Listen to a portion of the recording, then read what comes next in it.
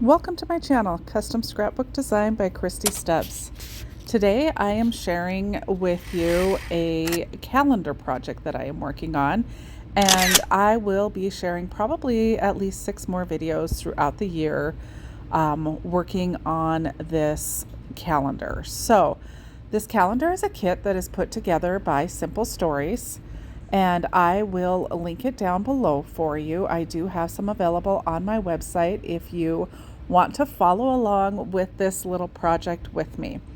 So in this kit you get the calendar, and then you also get die cuts and stickers that coordinate with it. So the first thing that I am doing, and I feel like it's probably the easiest way to do this, is I am going ahead and getting all of those die cuts removed from the sheet. And right now I'm just getting them all removed, sticking them in piles. And then later on in the video, you're going to see where I go and grab some envelopes that I've got on hand, and I sort all of the die cuts that are going to be used on all of the different pages. So I'm also going to complete January and February's layout in this video as well. So it looks like I've got most of the, actually I've only got one sheet of the die cuts cut out so far. So let's go ahead and move forward with that, and then I will come back and touch base with you.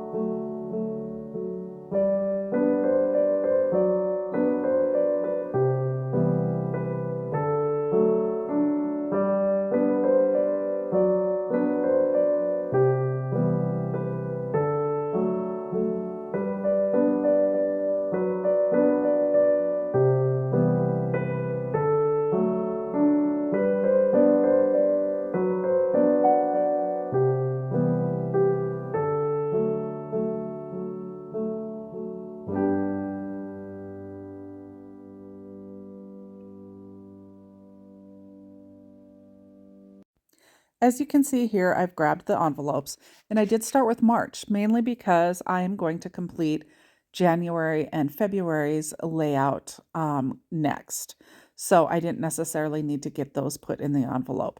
There is a color page that comes with the calendar pages that shows you what die cuts they used for each page. So off to the side, I have that, and I am referencing that as far as how to divide up all of the die cuts and what envelopes they would go into. So I went ahead and got all of those divided and then all sealed up, and then we're going to start working on January and February's layouts.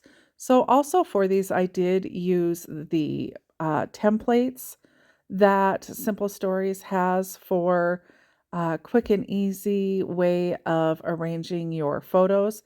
You can still do this calendar without having all of those, so they're not absolutely necessary. So don't panic if you decide to move forward with this, that you need to purchase a whole bunch of different templates to do it as well.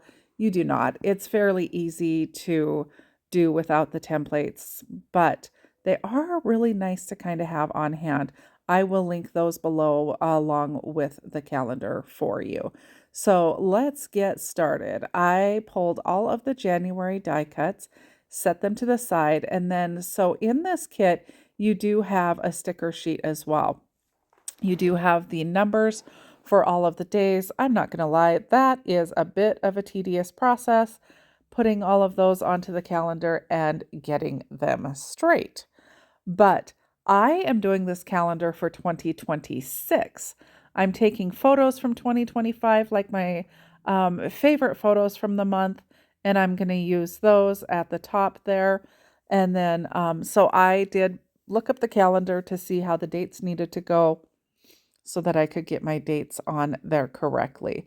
So I went ahead and used the stickers at the top of the sheet. I did kind of find the center and then just used the coordinating stickers with that as well.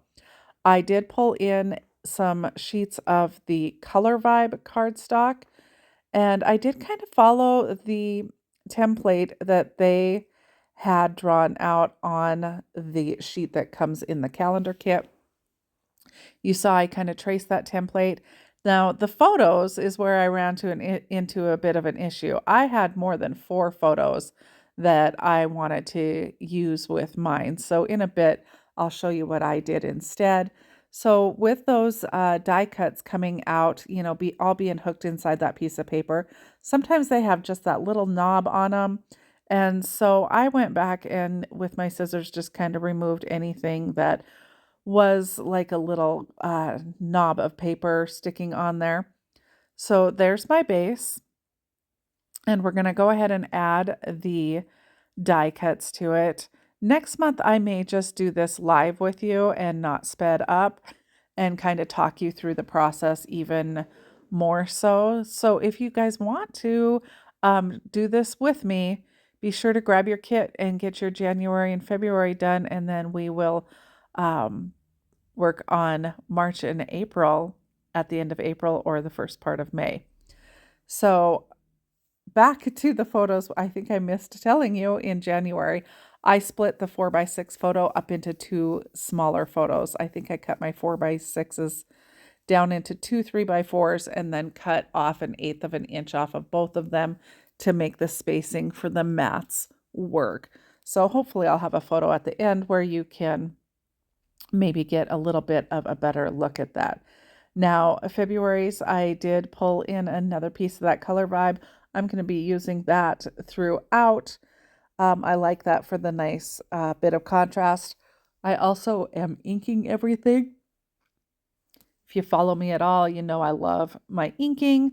So I will, of course, ink my base, and then I do just kind of highlight and ink the die cuts as well. It just gives a nice little added touch to it. Keep in mind when you close your calendar, you may end up with a little bit of ink on your calendar pages. So don't ink too heavily.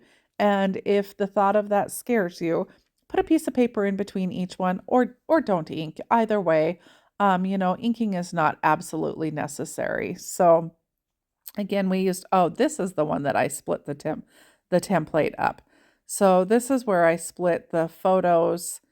The smaller photos are, there are 2 full 3x4s, and then the other 2 3x4s are trimmed down. There you could see that for January. Now in February, we just used 4x4 photos. Those templates are really nice for placing those photos in place. I hope you enjoyed this video. Be sure to subscribe to my channel so you can follow along with the rest of the calendar making. Have a fabulous day. Bye for now.